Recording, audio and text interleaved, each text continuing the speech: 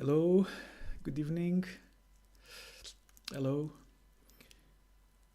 hello everyone. Good evening. Welcome. Hi, hi on the chat. Hi. Mm. Mhm.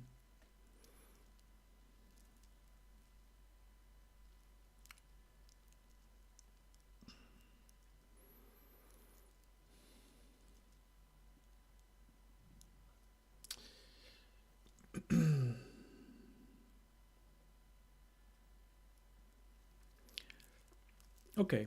Good evening. Welcome to this session, everyone, either live or recording. Doesn't matter. Whenever. I hope you are well. So let's continue with the text. This teaching. I think last time I think I started or probably did stanza 30, even though maybe a little bit rushed. Even though a little bit rushed, but I think I did stanza 30. So, but I will start here anyway. I will start on stanza 30 again, just so we kind of round up this part. So on stanza 30, so as I said last time, on this part of the text, we are now looking at these different aspects of how the Dharmadhatu is empty of defilements and antidotes, right? And this is explained in 8 points, which we started before, which starts on stanza 27, right? And now, and this part of the text is going to explain the meaning of these three natures: the imputed or imaginary nature, dependent nature, and ultimate nature together with dependent origination. So it's quite interesting, actually. We will look into that. So, because, of course, when we reached stanza 29, it was explaining that from the perspective, of course, of the Buddha nature of the Dharmadhatu, the Buddhists do not perceive the condition, the imaginary nature. So in that sense, they're permanently abiding in this pure being. So now it begs the question to explain what it means, these three natures: the imaginary nature, the dependent nature, and the ultimate nature and independent arising, which is what's going to be explained in this next part of the text. So stanza 30, as I already said last time, just for a brief recap, just as the horns on rabbits' heads do not exist except in the imagination, phenomena are all precisely like that, merely imagined, having no existence. So this was the explanation of imaginary nature. So I explained that, I think, already last time. So just very brief.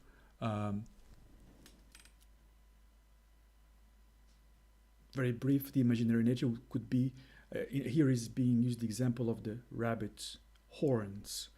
So we can imagine such a thing. We can conceive of horns of the rabbit, but such thing doesn't exist. There's no cause. There's no cause for the manifestation of such phenomena. Even though we can imagine it, it doesn't exist.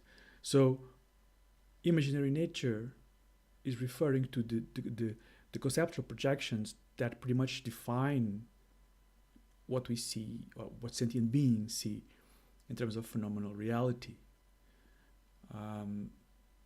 When we look at a car and we conceive, there's this object, this phenomena called car, that we refer to the imaginary nature.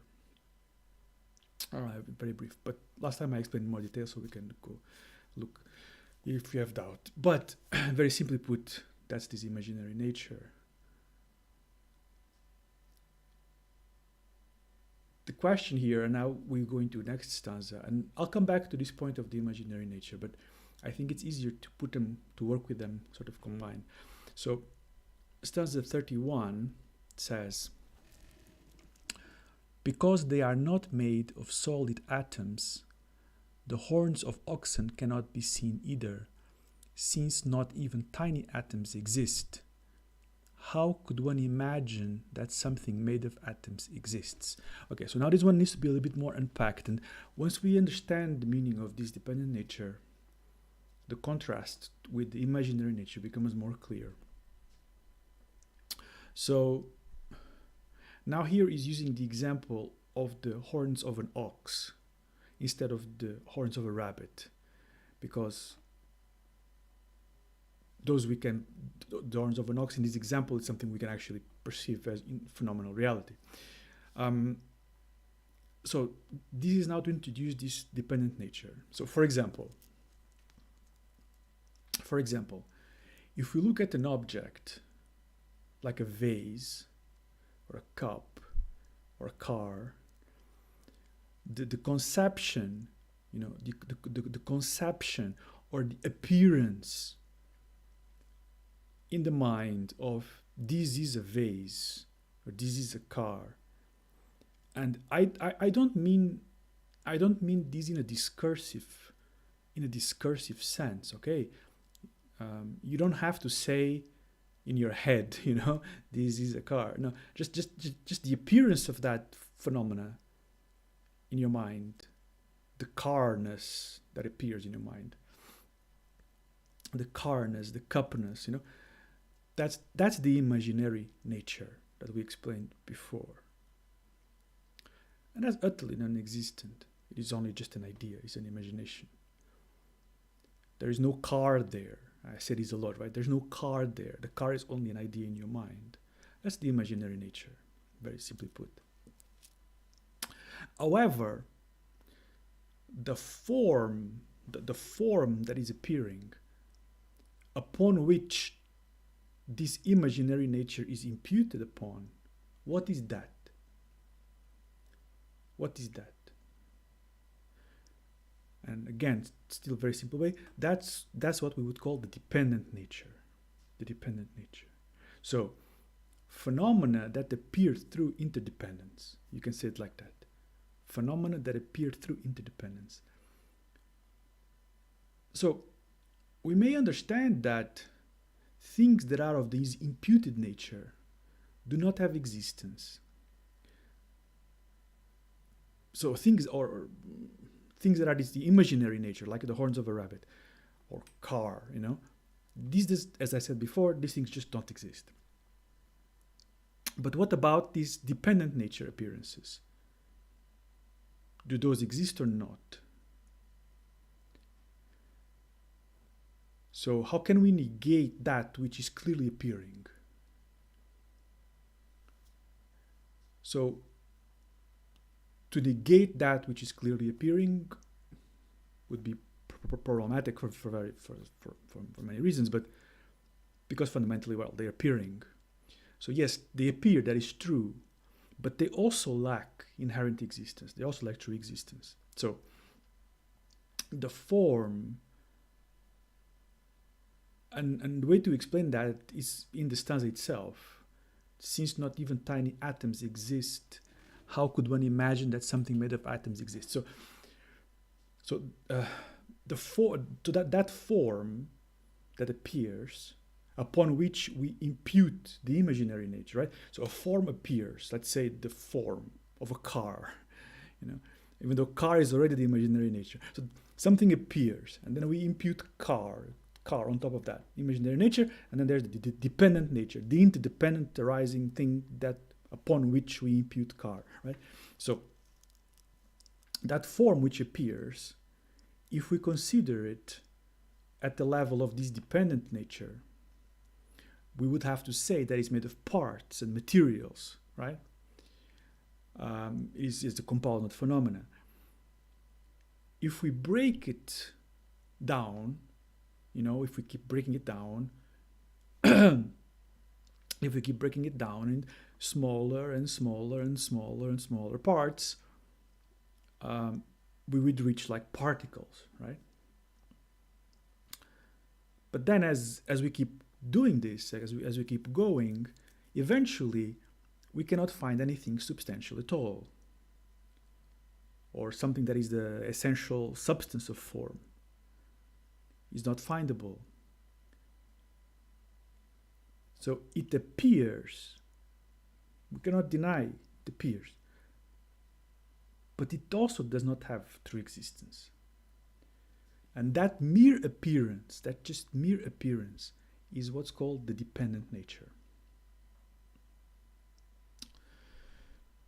I'm going to put this another way.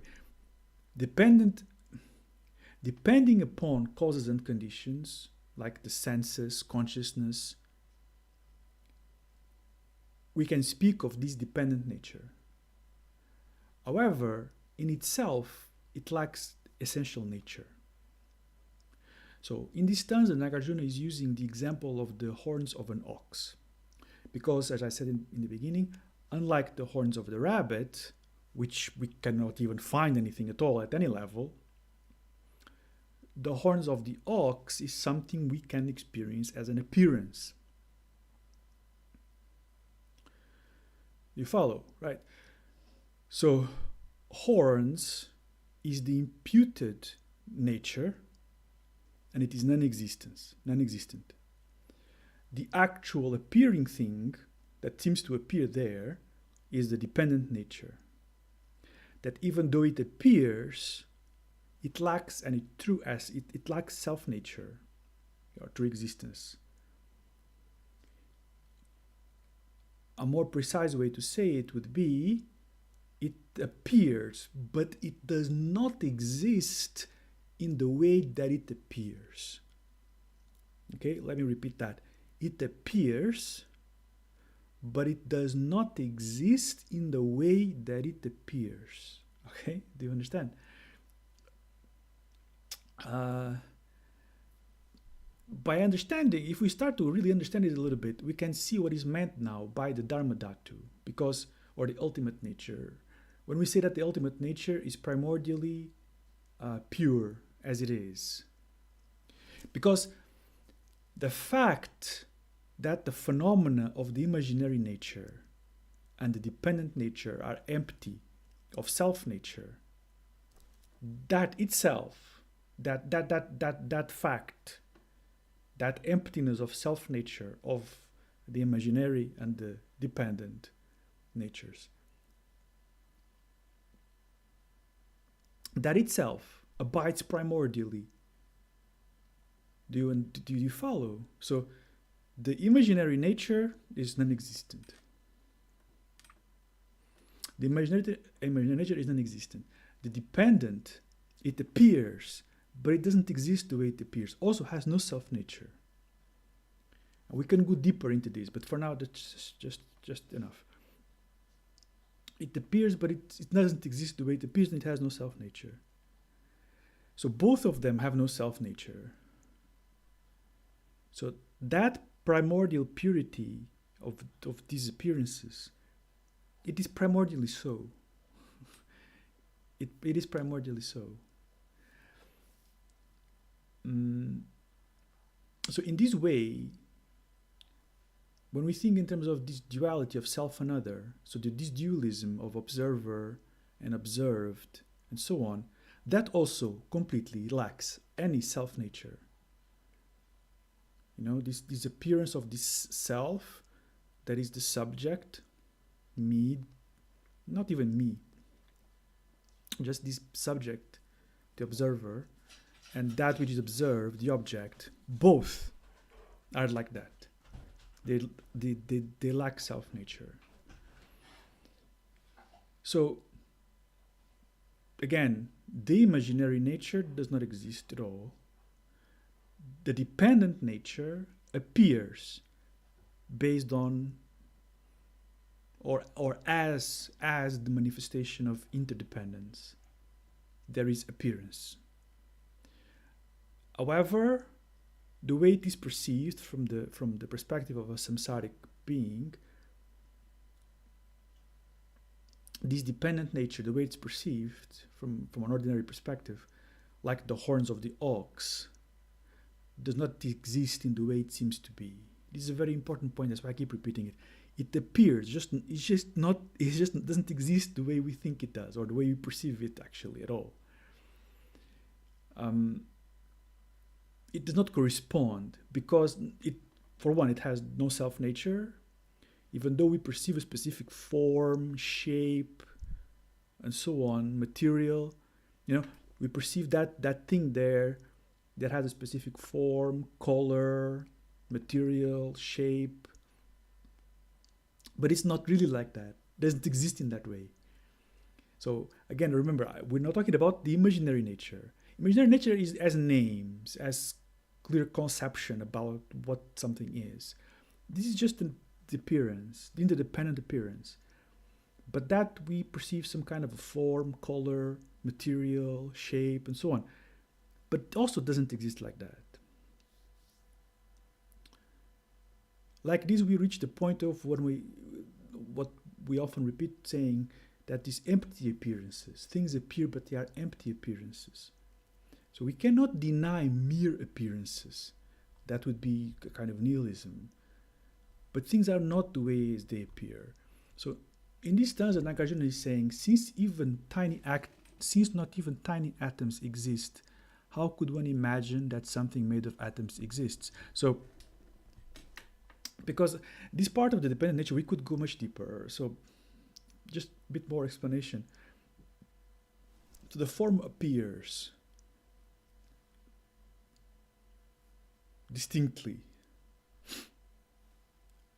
But then if we investigate, okay, what is this color? It's red, for example. What is this redness? What is this shape? What is this material? If we start breaking it down into components, someone could say that we would reach a particle. Okay, now maybe you can remember what we talked about already in the Sword of Wisdom, right? So we can reach the particle, this indivisible particle. There has to be, because if this thing really exists, if this form really exists as it appears to be, then it has to be based on something substantial that exists. So there has to be some particle there at the end that really exists, something substantial. This indivisible particle that really exists. Otherwise, okay, so, but can we find that?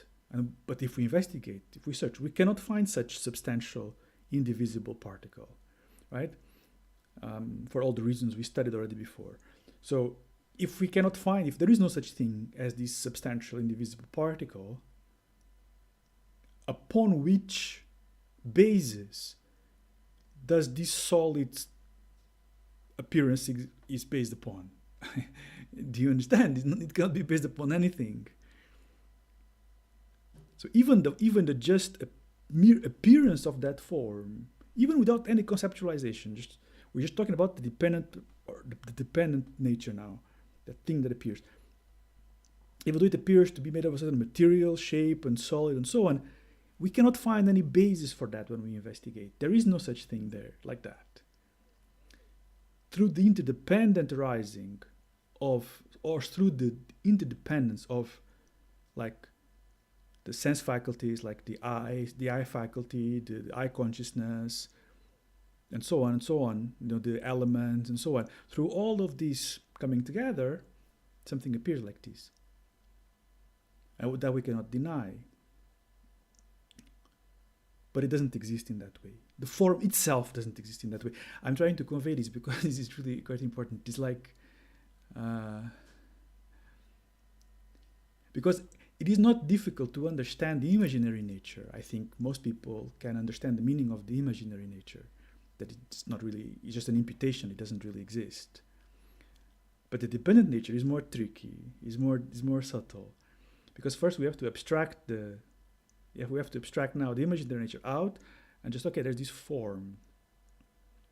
It appears. A vase made of clay. And that's something very concrete, even if we forget about any conceptual designations. So the form itself, but that also doesn't exist the way it appears. That's what it's trying to explain here, because the appearance of the vase with that particular shape, color, and so on, all that is dependent upon all this coming together of conditions. Do you understand? For example, okay, maybe it's easier if I say like this. For example, because there's a wholeness, right? So there's an object that has a shape, a color, and so on, and that's the form that appears. But for example, if someone is colorblind, they will not see that color as other people will see. For example, right? So all of these that we take for granted as being this clearly appearing form, in reality, it is just interdependent coming together of different causes and conditions that manifest as this appearance. It doesn't actually exist in the way we perceive it. It really doesn't. It appears, but it doesn't exist like that at all, anywhere.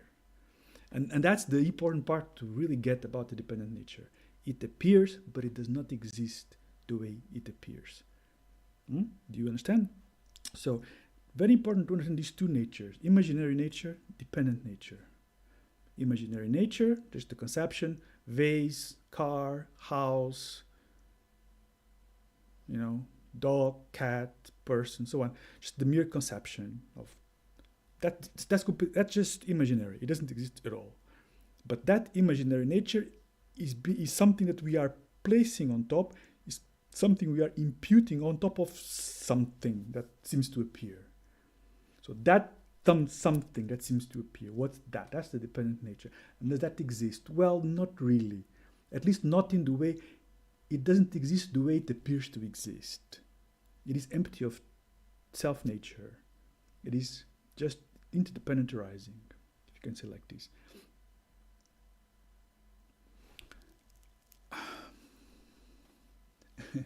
There's something I really would like to get across here, and I hope I did already. I don't know. I'm just repeating myself, but because it's such an important point, but it's so subtle. It's like we can have this kind of philosophical intellectualization of this, like, okay, yeah, so the vase is the coming together of different parts and colors and so on. Yeah, okay, I get that. Yeah, sure, but let's try to get one step further than that. It's what that entails is that agglomeration that we perceive as being a unique single entity, it doesn't exist like that. That's delusion. Even that perception of that appearance in that way is delusion. Okay, so thinking or having the idea that's a vase, it's obvious delusion. It's just a concept. But even the form, the perception of the form as this wholeness, as this entity, is also in delusion. It doesn't exist in that way. Okay? I hope it was clear, more or less. So that's the meaning of dependent nature. Okay, that's what Nagarjuna is explaining here.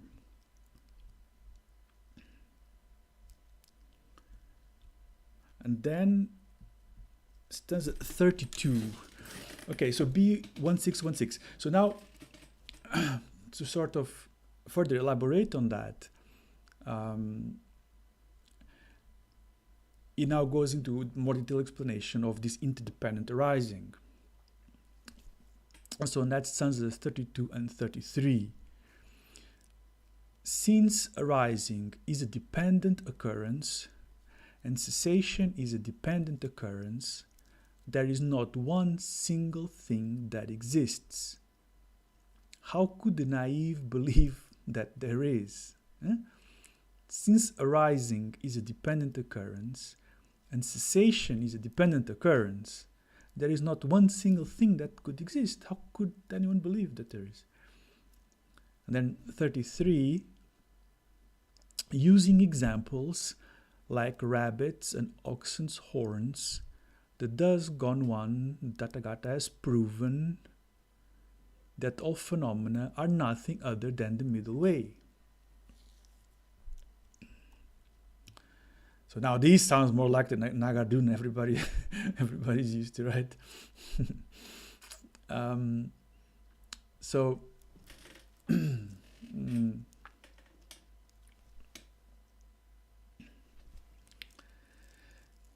first of all, so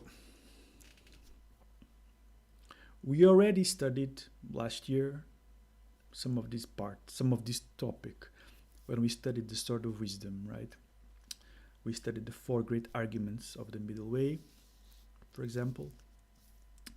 And I keep coming back to remind you of that because it's very important. That short explanation of the 4 arguments of the Middle Way is very important to really reflect upon that, really understand it quite well. So when we studied the 4 great arguments of the Middle Way to demonstrate the meaning of the 2 truths, the meaning of emptiness and interdependent arising, right? So we did that. So it's easier now to understand these 2 stanzas without, really. Otherwise, we would have to go again into all that detail. So if you don't really remember very well, you can go back to that teaching and listen and read again and reflect on these 4 great arguments of the Middle Way, because that really is the beginning of stanza 32, right? Since arising is a dependent occurrence and cessation is a dependent occurrence, there is not one single thing that exists. So now we can understand these 2 stanzas much without great difficulty, right? So, however, to summarize, to explain a little bit. So from the point of view of looking at reality,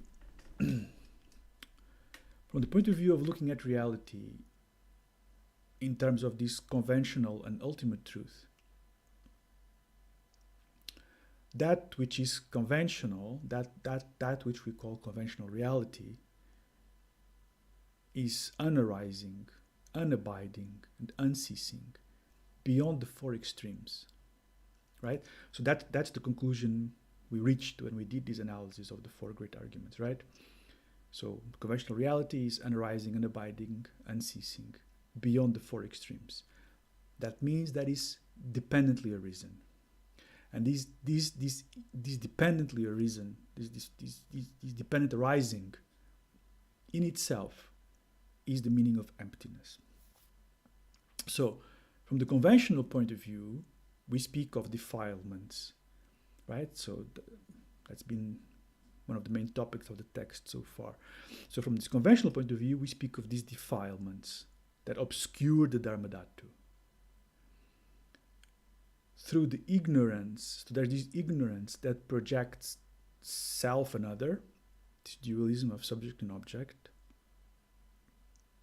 and the latent seeds, these latent karmic tendencies of grasping, aversion.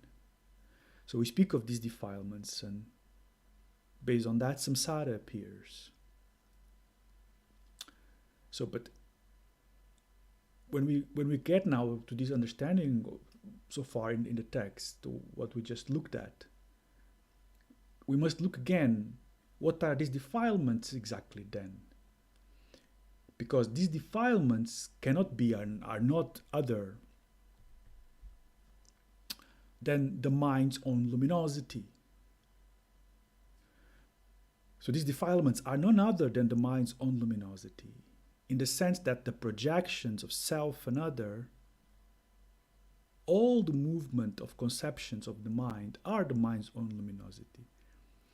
They are defilements because at that time there is not the knowingness, there is not the wisdom that they are mind's own luminosity.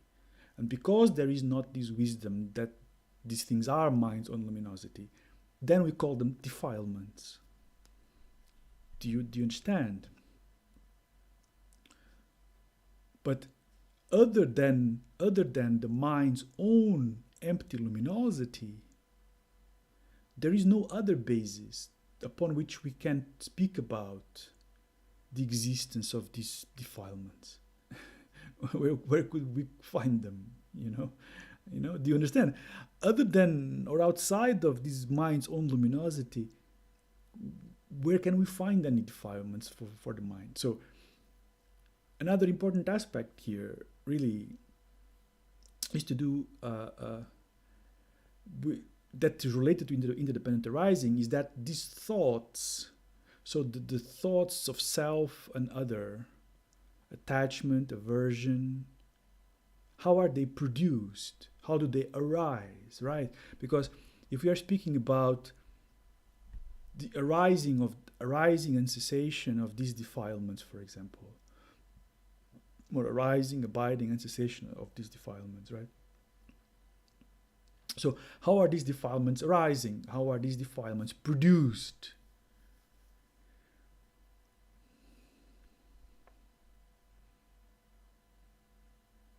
This thought of self, the subject, I, how is this produced?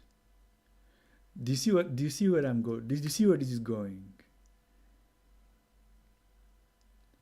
So now we can plug this here to the four great arguments of the middle way, right? So these defilements, like any of the defilements, the dualism of self and other, and so on. So how it is produced? If they are produced, they must be produced either from themselves, from something else, from both, or neither, right? Do you get it? So, and if we do that analysis, like we do with using the arguments of the middle way, we come to the conclusion that they are not arising, or they are not produced, and they are unceasing. So they appear, but they lack true existence, right? So here is really important to have really understood clearly these four great arguments of the middle way, because now you can really put that here. So okay, these defilements, they appear. These defilements that appear to obscure the Buddha nature. So how do they appear? Okay, and now if you look at this like this, you come to the conclusion that they're empty of true existence. They're not produced from self, from other, from both, from neither. They are empty of true existence. They are interdependently arising phenomena. They appear.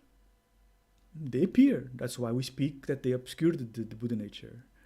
But they have no true existence. They lack any inherent existence. If the defilements themselves, do you understand?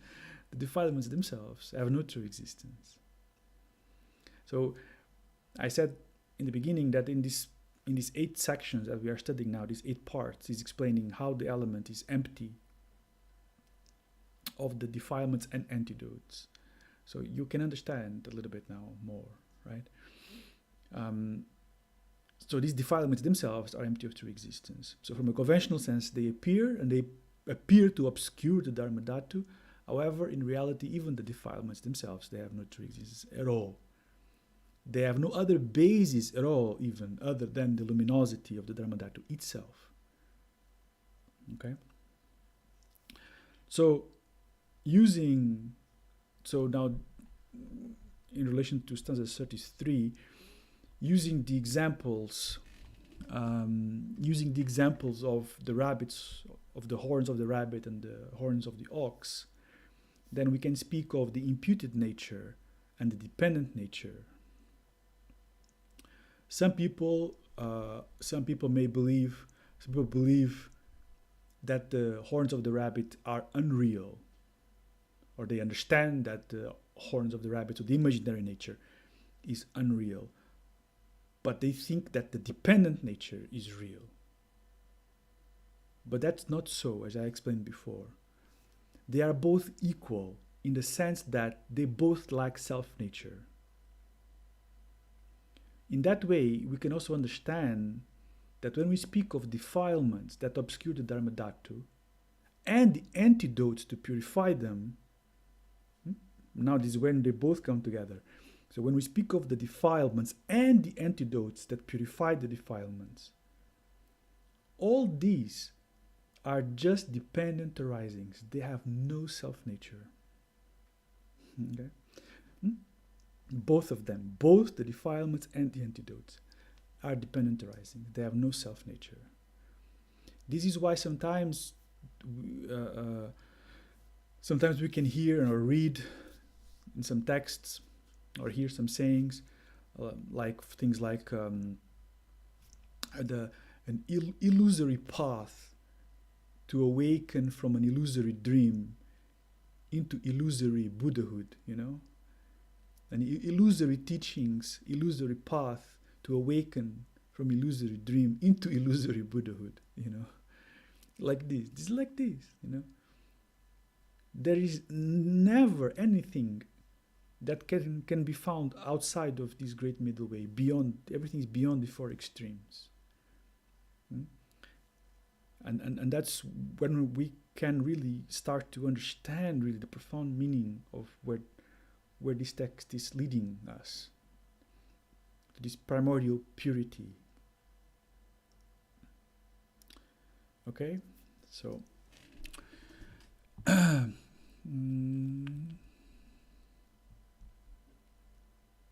yes, the same, yeah, same.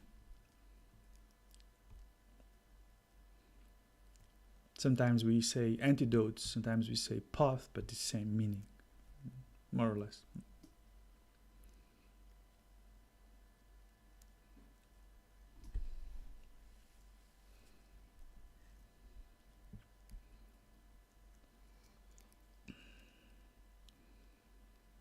Because the path to purify the defilements is dependent upon the defilements, right? They're interdependent, So to remind again, so this section, that we are looking now, it's how the element, right? So this section, like as I said, the structure of this text is a bit, complex.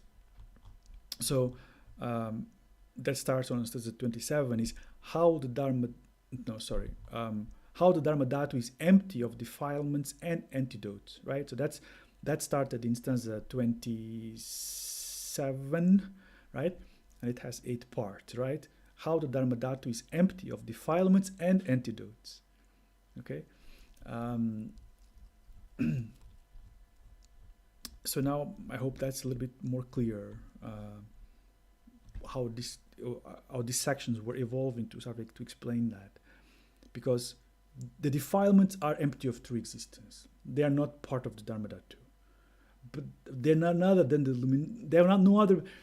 but they have no other basis other than, sometimes in some other teachings we speak about like the gold and the tarnish, like if you have gold and you have tarnish that forms on the surface of the gold, that tarnish has no other basis than the gold itself, but it's not the gold. So in the same way, these defilements have no other basis other than the luminosity of the mind itself. But because that's not seen, then we call them defilements. But in reality, they are empty of self-nature. They are empty of self-nature. They have no true existence at all. And when we speak of a path to purify the defilements, if the defilements have no true existence of their own, how can the path to purify them have existence of its own? Also doesn't have. Do you understand? And that's why we can say like this: illusory path to awaken from an illusory dream into illusory Buddhahood. It appears to function like this, all this, but it's all just like play.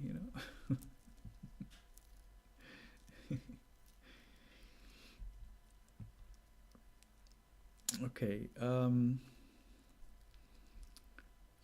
34. The ultimate nature.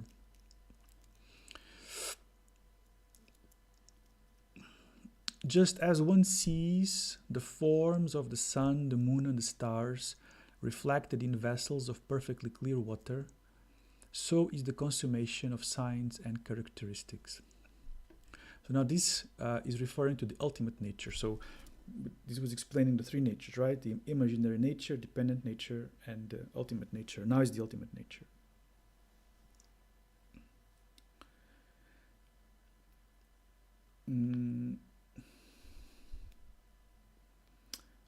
Just as one sees the forms of the sun and the moon and the stars reflected on the water. So we can see the reflection in the water. That's what he's saying here, right? Or in a mirror. All the apparent illusory phenomena, they manifest, they appear. Just like a reflection. A reflection is beyond being produced, abiding, or ceasing. In other words, even though we see the reflection of the moon on the water, the moon that is appearing there is not the real moon. But it's also not something else. Or if you look in the mirror and you see your face, the face that appears in the mirror is not really your face. I mean, if you slap it, it doesn't hurt there. You know, or if you slap the face on the mirror, it doesn't hurt. You know, you punch it, you know, it doesn't hurt. You know, but it's not other face than your own, right? So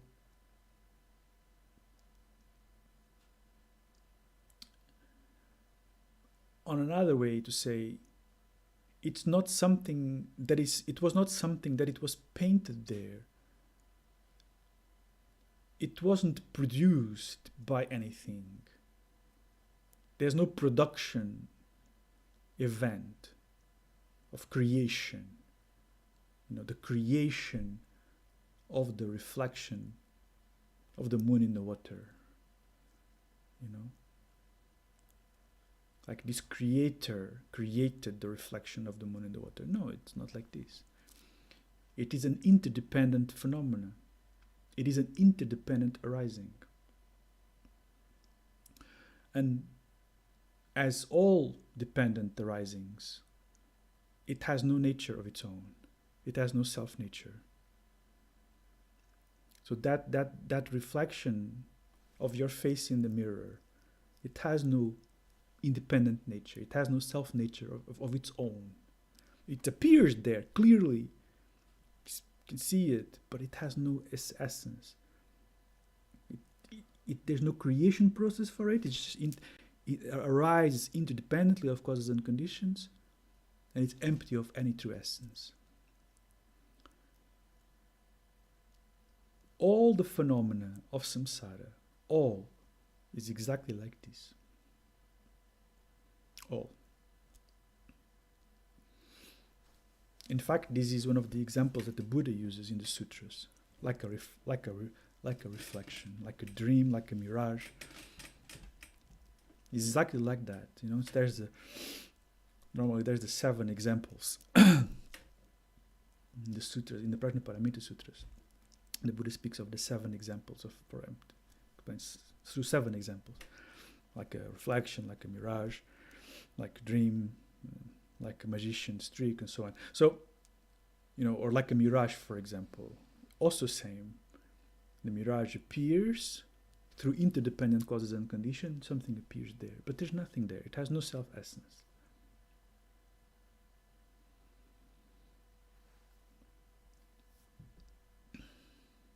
Or sometimes like, well, that's a kind of a mirage, right?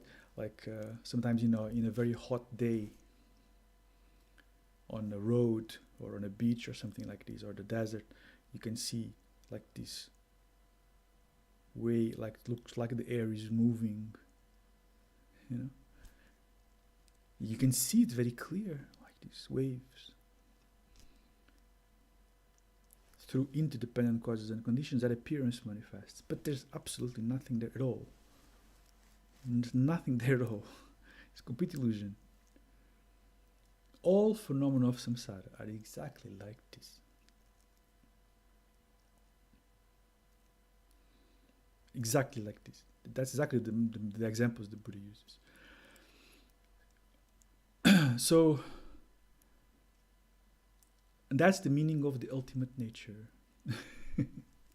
Suchness, things abide as suchness, just what it is. And that what it is beyond the four extremes, beyond these four extremes of arising, abiding, existing, not existing, both and neither. But this continues, we have to continue. Stanza 35. That which is virtuous in the beginning, middle, and end is undeceiving and is marked by constancy and is free from self in this very way. How could that be thought of as I or mine? Okay, that this one is, so that which is virtuous in the beginning, middle, and end is undeceiving and is marked by constancy.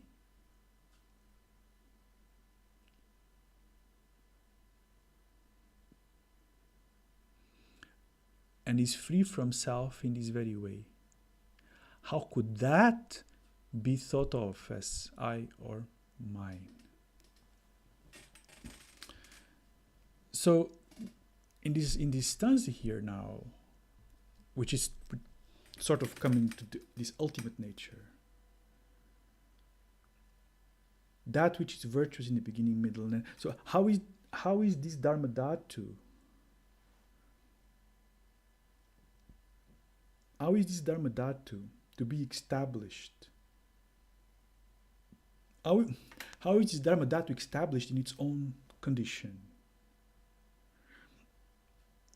That this ultimate nature. So that which is virtuous or free from stains, it is free from stains, is virtuous, is free from stains in the beginning, middle, and end. So primordially. Or you can also say like this. It is virtuous in the beginning because, as we already saw before in the text, it is primordially pure. So, because it is primordially pure, we can say it is virtuous in the beginning. It is virtuous in the middle. What means the middle? The middle means during the path. During the path. It is virtuous during the path because during the path it appears as the wisdom that knows its own nature. And as it appears as this wisdom that knows its own nature, it appears as a remedy and an antidote. So during the path, this wisdom appears to be the remedy, the antidote that purifies. So it is virtuous in the middle. And it is virtuous in the end because it is the self-realization of the Dharmakaya together with all these spontaneous qualities and activities for all that benefit all beings, as we already talked before. So that's this first line. That which is virtuous in the beginning, middle, and end. It is virtuous in the beginning because it is primordially pure. It is virtuous in the middle, which is the path, because it is during the path it manifests as this wisdom that knows the nature. And is virtuous in the end because it is the Dharmakaya together with all the spontaneous qualities. Right? And then it says it is undeceiving and marked. It is undeceiving and marked by constancy. So it is undeceiving because, why is it? It's undeceiving because it is the actual condition of the reality, free from the imaginary and dependent natures. Okay? So that's what I said to you in the beginning of when we got to this section. Remember, I told you, I'm going to teach stanza by stanza, but then in the end you're going to have to go back and sort of plug it all together, okay? Because these 8 parts here, they kind of have to be kind of click. So, and that's sort of happening already a little bit here. So, it is undeceiving because the actual condition of reality, the ultimate nature, is free from the other 2 natures. Yeah? So the imaginary nature and the dependent nature is free from that. It's free from that. It is direct, valid cognition. I hope you remember what these words mean. That's why I said first we have to study the Sword of Wisdom. Yeah, I hope you remember. It is direct, valid cognition of the way of abiding of reality.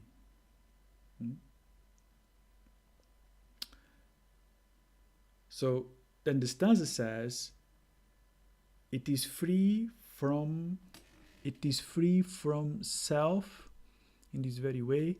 So it is free from self in this very way. So it is free from self, from I and mine. It is free from self because there is no thought that can be made about it.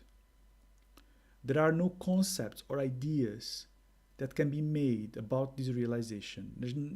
It's not possible to grasp this ultimate nature as an object as an object of a subject. It's not possible because it's reality itself. Okay, it can never be an object. An object is only something that can be known by a subject. But if this is the nature of reality itself, what subject can know that? Do you understand? There's no subject to know that because it's the nature of reality as it is. So there's no there's no self.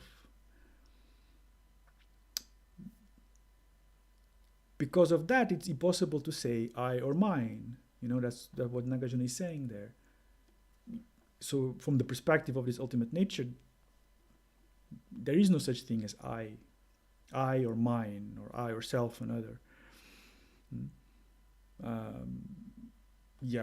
We can also put it in that way, self or other. You cannot find that there. So if there is no appearing I, there is no grasper. And if there is no grasper, there is no object to grasp. Because while there is a subject to grasp, there is always an object to grasp. Well, and the other way around, if there's an object to grasp, there is a subject to grasp. But those things are illusory. In the ultimate nature, there is no such thing. Because the ultimate nature is reality itself. As I said, what subject can there be? Do you get this?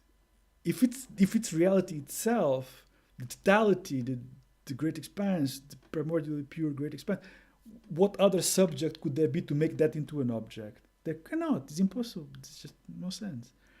And that's because all of these, like subject and object, subject that can grasp at object, all those things are within the realm of the imaginary and dependent natures.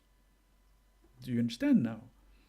Only within the realm of the imaginary and dependent natures we can speak of these things. I, mine, self, other, and so on. From the point of view of the ultimate nature, there is no such thing because it's reality itself. So there is no other subject to know that.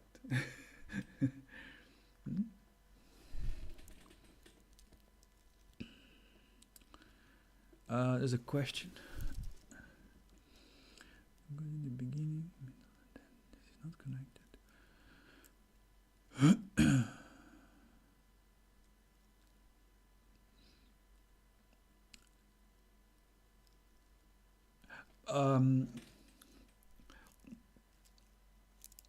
That's a different that's a different good in the beginning, middle, and end. That's a different one. We also say it in that way. Yeah. We also say it in that way. It's good in the beginning, good in the middle, good in the end. The motivation, the practice free from conceptualization and dedication. But that's a different perspective.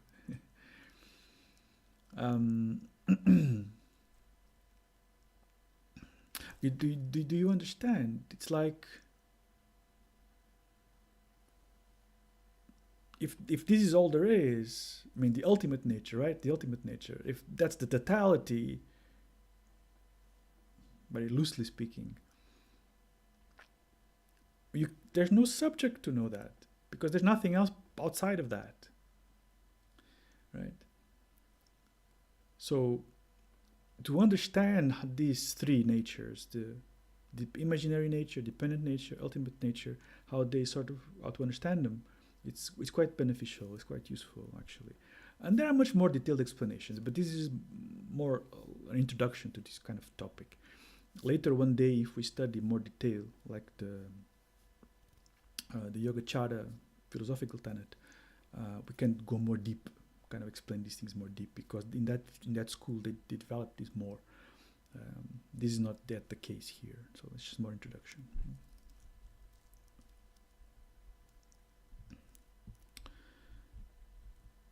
Then let's back. I guess I can do the summary. Makes sense. So summary, stanzas 36 and 37, which now kind of summarize these eight points of explanation. Just as water during the summertime is spoken of as being something warm, and the very same water throughout the winter season is spoken of as being something cold. Those ensnared in the net of afflictions are referred to by the label sentient beings. The very same, when freed of states of affliction, or afflicted states, as Buddhas are revered. So this is sort of summarizing these previous 7 points regarding the condition of the Dharmadhatu and the defilements. So it starts by using this example of the water as cold or warm. In the hot summer, we say that the water is warm, and in the winter we say it's cold. Even if it's the same water.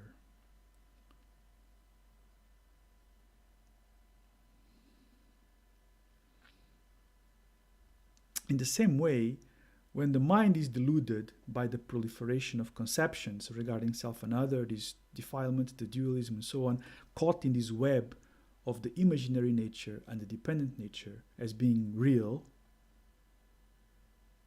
and caught in these appearances of interdependent arising as being truly existing, when the mind is caught up in that, then we call it a sentient being.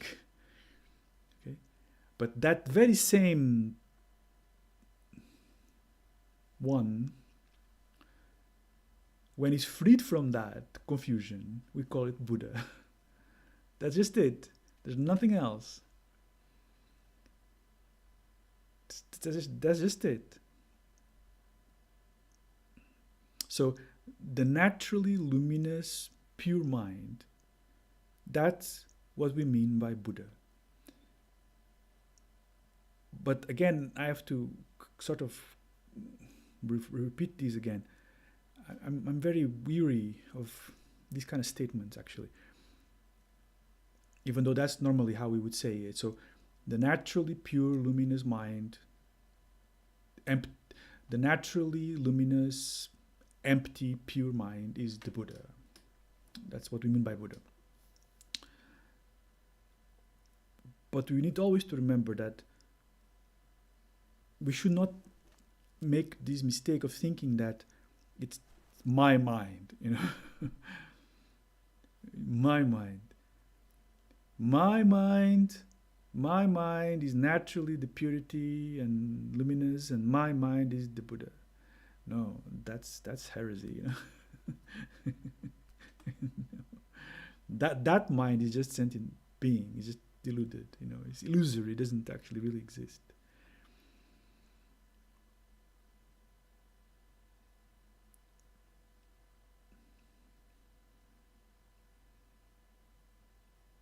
I actually really feel like I need to talk more about this, but we don't have time today. I'm going to come back to this next Thursday. On Thursday I'm going to come back to this stanza, because I'm not happy. this is a really big problem, actually. We need to really understand this. Because it's not about my mind. This mind doesn't, this is illusory. Right? So when we speak, when you read in the texts things like the primordially pure, empty, luminous mind is the Buddha, the true nature of the mind is the Buddha. When you listen to things like this, it's very easy for people to sort of personalize that into their mind. But this mind that you perceive as my mind, that's the self that is illusory. You understand? So the word mind here, it means something a little bit different, even though it's not really different. But I will come back to that on Thursday, I think.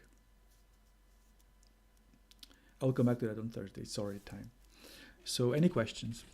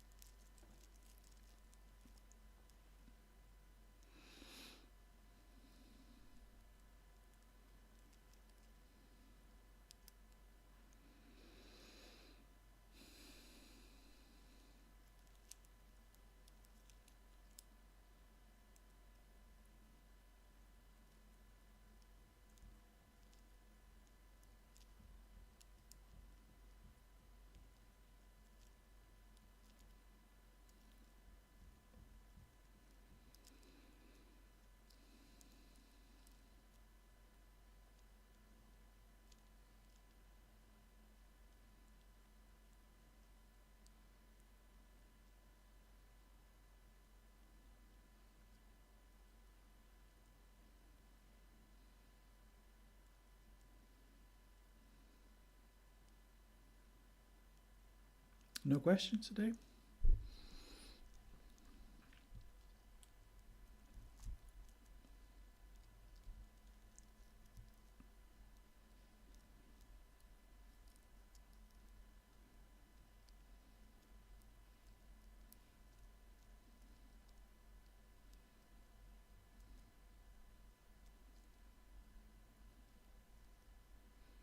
If not, then we can close for today. Continue on Thursday and then Sunday. As per request, we do more Q&A and the practical meditation, a bit more detailed. We can do Sunday. Or well, we'll see how far we go. I don't know.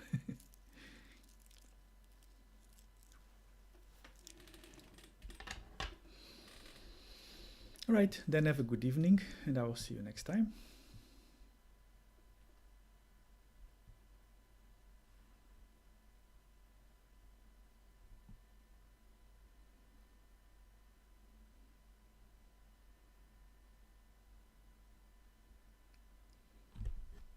Which Sunday? This Sunday.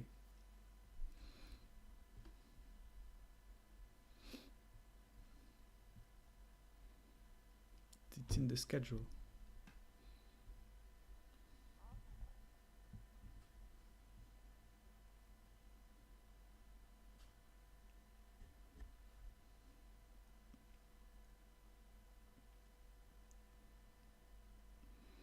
Okay, good night.